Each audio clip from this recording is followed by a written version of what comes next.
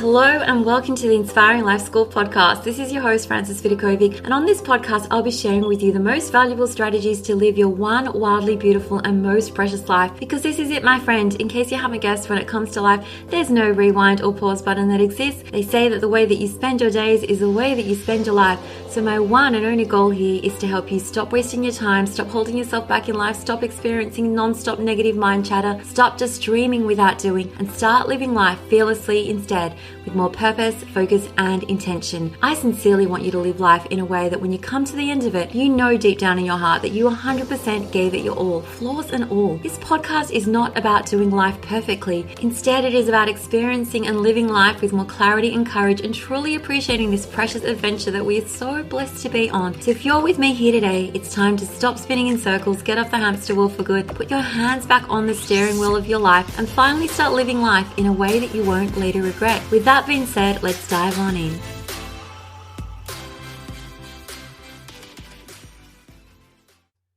Hello, my friends, and welcome to the Inspiring Life School podcast. I'm your host, Frances Vidakovic, and today's episode is all about the word of the year that I've chosen and why I made this particular choice.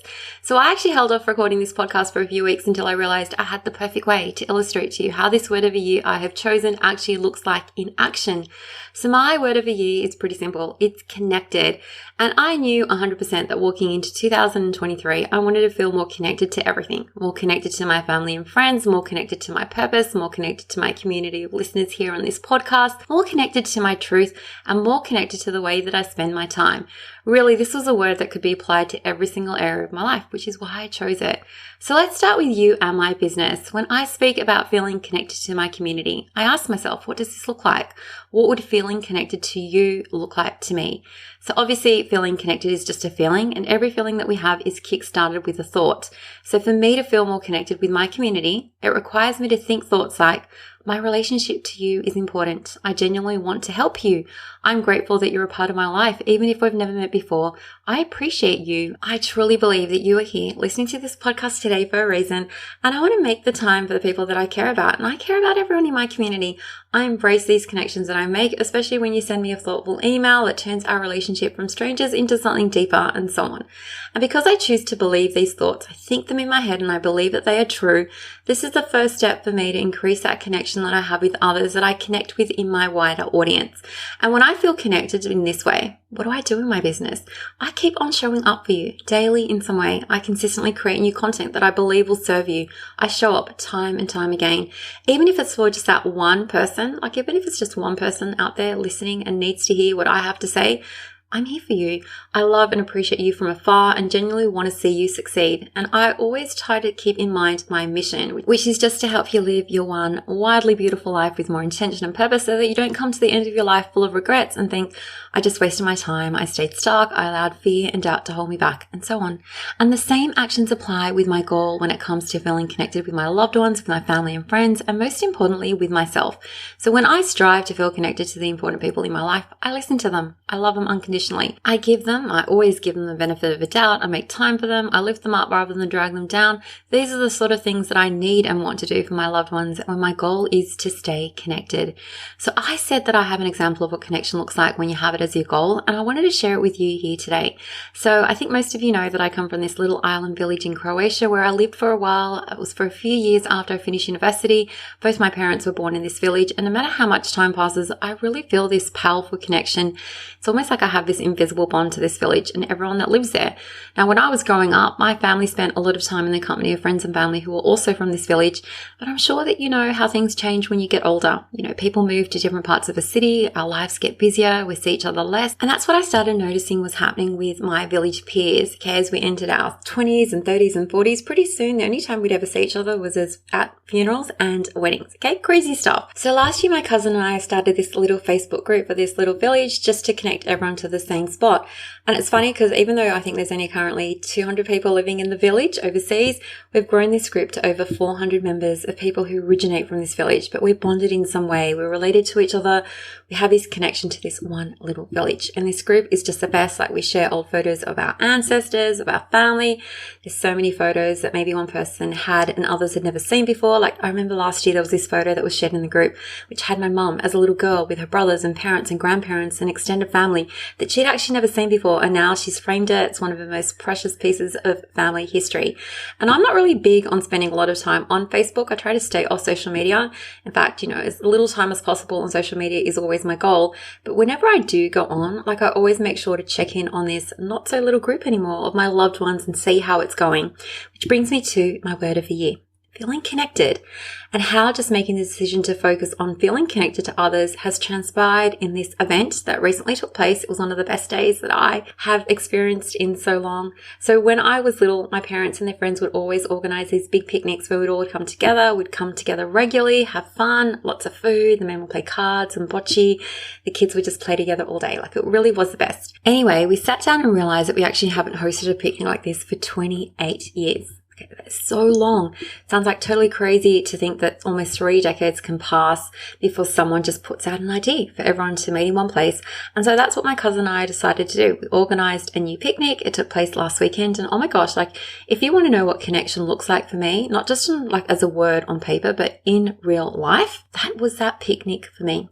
Everyone was there, from the very young to the old, together on the most beautiful park by the water. It was a crazy hot summer's day with more food than you can possibly imagine. Our favorite music was playing all day, just spending time together. Now, we all live in the same city, but it took a simple decision to say, hey, let's just meet here on this particular day. I want you to mark it in your calendar to make it happen. That was what we had to do. Just make a decision, organize a date, and just turn up. Now, like I said, I actually do see these friends of mine, these village friends, but typically it's just for funerals and weddings. It's not just for an everyday, beautiful summer's day. Do we ever turn up and just hang out together? And even though I say that I always feel connected to these people from afar, it was a different experience to actually be with them, talking and laughing with them in person, spending time with them, quality time together. And it's almost like the difference between remembering someone in your head and thinking, oh, they're such a great person, to actually picking up the phone and giving them a call, organizing a catch up, or even just sending them a text, a real connection. So this picnic that we organized was all about taking my connection with my loved ones to the next level. And that's what I want this year to be all about. Now, before I end this episode, I want to point out that in order to stay connected this year to my purpose in life, to my dreams, to my family and friends, to my vision, to my business, it actually requires that I first look at what actually makes me feel disconnected from all those things. What makes me feel disconnected from my truth and purpose in life? Now, to me, the answer is this. It's not setting an intention on my days in advance. It's saying yes to things that I want to say no to. It's spending time with people who suck away my precious energy. It's falling down those rabbit holes on social media, or letting my mind go unmanaged, or maybe even listening to negative brain chatter. Okay, they make me feel disconnected. And one other thing that just comes to mind is not actually making sure to schedule the priorities that I have in life. I know what my priorities are.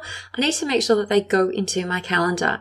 So what I now know that I need to do in advance is to do the opposite. Okay, all those things that I've recognized make me feel disconnected, I aim to do the opposite, such as setting an intention for my days in advance, saying no when I want to say no, spending time with people who actually lift me up rather than drag me down, staying off social media as much as I can, doing my best to manage my mind well every day. Now, it sounds like a pretty simple formula, right? But we've got to remember, I'm still a human with a human brain. I have this tendency to fall off track. So this work involves first and foremost reminding myself of my goal every single day and bringing my focus back to it every single day. And that really is it. So if you haven't yet set a word of the year for yourself, I encourage you to think about one word that you could potentially embrace. So I love connected, but other examples include of words of the year are like focus, or simplify, or fun, or embrace, surrender, conquer, consistency, believe, awake, brave, balance. Really, it could be anything that just resonates with you. And for me, having that one word, connected, making 2023 all about being connected to others, to my loved ones, to my purpose, to my priorities. This one word is going to make sure that I am staying on track. And I just want to say that I really appreciate this moment right now where we're connecting on a deeper level here on this podcast. And so that really is it for today's short and sweet episode. If you want to dive even deeper into this work of showing up consistently as the best version of yourself, I encourage you to check out my course, Your Invisible Crown, which you can find under my shop tab on my website, Inspiring Mom Life. And until next time, much love, and you know that I cannot wait to catch up with you on the next episode. Thank you so much for listening to the Inspiring Life School podcast. I really appreciate you allowing me to be a part of your life. If you'd love to stay in touch, please know that you can always find me on Instagram at Frances Vidakovic, or you can visit my website, inspiringmumlife.com, where you can sign up and receive so many amazing freebies that I've created just for you to help you implement all my teachings into practice. There you'll also find all my online courses, resources and programs that I've created to help you up-level your life in seriously the simplest way possible, so that you can ultimately create for yourself a life that feels simpler, lighter, and allows you to show up in a way that you love as your best and most authentic version of yourself. Now remember, this podcast is all about not just dreaming but also doing, because to create true sustainable change in your life, you need to be willing to do things differently. And that's what I'm here to support you to do every single step along the way, so that you too can begin to live your one wild and precious life with less stress, less overwhelm, less drama, and instead with zero regrets. Finally, if this podcast resonates with you at all and you appreciate the content, I would absolutely love for you to show your support by leaving me a review on Apple Podcasts. I'm on a mission to help more people wake up to the preciousness of life and to help them live their days with more intention and purpose, and your review will help make this goal of mine possible. Well, once again, thank you so much. I have loved spending this time with you, and I look forward to connecting with you again. I am Frances Vidakovic, and you have been listening to the Inspiring Life School podcast.